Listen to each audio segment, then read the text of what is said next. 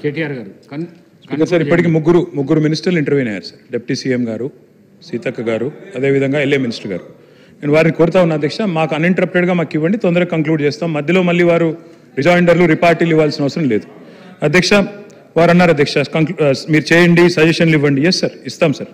పంజాబ్ను తలదన్నే విధంగా తెలంగాణ దేశానికి ధాన్యం అమ్మే స్థితి తీసుకొచ్చిన మాట, ధాన్య గుమ్మిగా తెలంగాణను తీర్చిదిద్దిన మాట వాస్తవమా కాదా?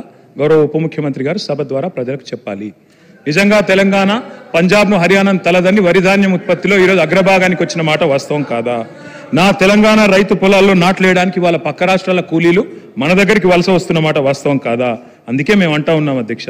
మీరు అంటున్నారు రైతు బంధు దుర్వినియోగం, ఇప్పుడే మంత్రి గారు కూడా మాట్లాడారు. అధ్యక్ష నేను ఒక మాట అంటా అధ్యక్ష, అసలు రైతు కష్టానికి ఖరీదు కట్టే సహాయం, దానికి ఖరీదు కట్టడమే తప్ప అధ్యక్ష. శ్రీశ్రీ గారు అన్నారు, పొలాలనన్నీ హలాల దున్ని ఇలాతలంలో హేమం పిండగ కర్షక వీరుల కాయం నిండా కాలువగట్టే ధర్మజలానికి ఖరీదు కట్టే శరాబు లేడోయ్ అని శ్రీశ్రీ గారు అన్నారు అధ్యక్ష. అంటే రైతు కష్టానికి వెల కట్టలేము అనే మాట నేను వారికి చెప్తా ఉన్నా అధ్యక్ష. అధ్యక్ష నేను అనడం కాదు అధ్యక్ష. అధ్యక్ష మంత్రుల రన్నింగ్ కామెంటరీ బంద్ చేయండి అధ్యక్ష, ఇది కరెక్ట్ కాదు. మమ్మల్ని ఏమో ఇట్లా అండము తర్వాత వాళ్ళు చేయడం మంచిది కాదు అధ్యక్ష.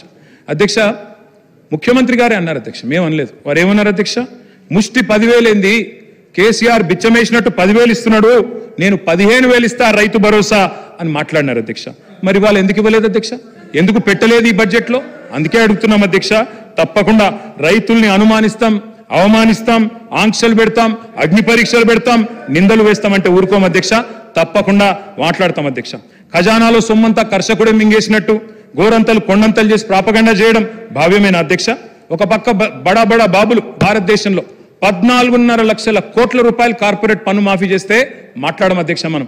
కానీ రైతుకు మాత్రం 72,000 కోట్ల రూపాయలు 6-7 దఫాలుగా ఇస్తే రైతు బంధు రూపంలో, అందులో 24,000 కోట్ల దుర్వినియోగం అంటూ గగ్గోలు పెట్టడం ఏ రకంగా వాస్తవం అధ్యక్ష? ఆలోచించండి. ఏ రకంగా సమంజసం ఆలోచించండి అధ్యక్ష. నేను ఒక మాట అంటా ఉన్నా అధ్యక్ష, ఈసారి మరి జనరల్గా అధ్యక్ష నాట్లు పడేటప్పుడు వేస్తారు అధ్యక్ష, నాట్లు పడేటప్పుడు వేస్తారు రైతు బంధు, వీళ్ళేమో ఓట్లు వేసేటప్పుడు వేసిండ్రు అధ్యక్ష. పర్వాలేదు, మరి ఇప్పుడు ఓట్లు అయిపోయినాక వేస్తారా, ఎత్తగొడతారా రైతు భరోసా? చెప్పాలి అధ్యక్ష గౌరవ డిప్యూటీ సీఎం గారు నేను కోరుతా ఉన్నా. ఇందులో అయితే నిధులు లేవు.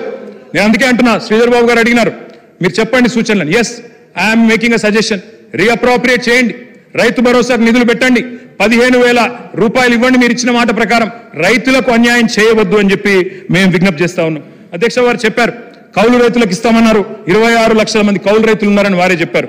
వాళ్ళందరూ కళ్ళల్లో ఒత్తులేసుకొని చూస్తున్నారు. కౌలు రైతులకు రేవంత్ రెడ్డి గారు బహిరంగ లేఖ రాశారు, 26 లక్షల మందికి అధికారంలోకి రాగానే పెట్టుబడి సాయం చేస్తామని. గుర్తించినరా కౌలు రైతులు 26 లక్షల మందిని? బోనస్ అన్నారు 500 పంటకి. మరి వాళ్ళ మేనిఫెస్టోలోనేమో 2183 రూపాయలు ఎంఎస్పీ అంటారు, గ్రేడ్ ఏ దొడ్డు వడ్లు. కానీ చెప్పేది మాత్రం సన్నవడ్లు పండిస్తే బోనస్. ఇది ఎక్కడి మాట అధ్యక్ష? అందుకే అధ్యక్ష రైతు డిక్లరేషన్ లో చెప్పింది దయచేసి నిలుపుకోండి. అదే మాదిరిగా నేను ఇంకొక మాట కూడా రిక్వెస్ట్ చేస్తా ఉన్నా అధ్యక్ష. మీరు చెప్పారు PMFBY మేము జాయిన్ అవుతున్నాము, ప్రైమ్ మినిస్టర్ ఫసల్ బీమా Yojana. I request the honourable deputy chief minister, sir this is the statement of Gujarat chief minister Vijay Rupani. Gujarat ప్రధానమంత్రి గారి సొంత రాష్ట్రం. ఏ ప్రధానమంత్రి అయితే ఫసల్ బీమా యోజన తెచ్చిండో ఆ ప్రధానమంత్రి సొంత రాష్ట్రం గుజరాతే ఈ ఫసల్ బీమా యోజన బేకారని చెప్తున్నది. వాళ్ళే ఇది తీసుకోలేదు, మనం ఎందుకు పోతున్నాం సార్ అని నేను అడుగుతా ఉన్నా. మేము అందుకే దాన్ని పట్టించుకోలేదు ఇదివరకు, కానీ మీరు అందులోకే పోతామంటున్నారు. దయచేసి మీరు పరిశీలించాలా. దయచేసి ఫసల్ బీమా యోజన కేటాయించిన పైసలు వేరే రూపంలో పెట్టండి, రీఅప్రోప్రియేట్ చేయండి అని చెప్పి అప్రోప్రియేషన్ బిల్లు నేను కోరుతా ఉన్నా అధ్యక్ష. ఇక రుణమాఫీ కథ ఎట్లుంది అధ్యక్ష? వీళ్ళదంటే పంచపాండవులు మంచం కోళ్ళ కథ అధ్యక్ష. ఏకకాలంలో 2 ప్రకటనలు ఇస్తారు అధ్యక్ష. ఎవరన్నా ఏకకాలంలో రుణమాఫీ చేస్తే ఒకటేసారి ప్రకటన ఇవ్వాలి. ఏకకాలంలో రుణమాఫీ 2 సార్లు ప్రకటనలు, నీ పత్రికల నిండా వీళ్ళ ముఖార విందాలు. అధ్యక్ష నేను అడిగేది ఒకటే అధ్యక్ష, దయచేసి రైతులను మోసం చేయడం ఆపండి. నేను ఇంకొక మాట అడుగుతా ఉన్నా. నిన్న ముఖ్యమంత్రి గారు చెప్తారు, ప్రభుత్వం చెప్తుంది 1,50,000 రూపాయల దాకా రుణమాఫీ అయిపోయిందన్నారు. కేసీఆర్ గారు మొదటిసారి 1,00,000 రూపాయలు రుణమాఫీ చేస్తేనే దానికి అయిందే 16,000 కోట్లు. మరి మీరు 1,50,000 చేస్తే ఎందుకు కేవలం 11-12,000 కోట్లు అవుతున్నది? ఇది రైతులకు తెలియదా? ఎన్ని కటింగ్లు పెడుతున్నారు మీరు? ఎంతమంది మీద ఆంక్షలు పెడుతున్నారు? రేషన్ కార్డుల పేరిట, ఫ్యామిలీ పేరిట ఎంతమంది ఇబ్బంది పడుతున్నారో గౌరవ ఎమ్మెల్యేలు మీ నియోజకవర్గాల్లో అడిగితే తెలుస్తుంది అధ్యక్ష. వీళ్ళు చెప్పినారు అధ్యక్ష, మొదలు 40,000 కోట్లు అన్నారు రుణమాఫీ, తర్వాత 35 అన్నారు, తర్వాత కేబినెట్ లో 31,000 అన్నారు, మరి బడ్జెట్ లో చూస్తే 25,000 కోట్ల అధ్యక్ష. అంటే ఎక్కడ అవుతుందో ఆఖరికి తెలియదు అధ్యక్ష. ఇప్పటిదాకా చేసింది కేవలం 12,000, చారాన కోడికి బారాన మసాలా అన్నట్టు పత్రికల్లో ప్రకటనలు మాత్రం 2 సార్లు 3 సార్లు ఏకకాలంలో రుణమాఫీకి అధ్యక్ష. అధ్యక్ష ఇంకొక మాట నేను అడుగుతా ఉన్నా, హిపోక్రసీ అంటే, ద్వంద్వ ప్రమాణాలు అంటే, డోగ్లా పన్ అంటే ఏంది అధ్యక్ష, డబుల్ స్టాండర్డ్స్ అంటే అధ్యక్ష. పిఎం కిసాన్ వీళ్ళు ప్రతి విషయంలో కేంద్రంతో తలపడతారు.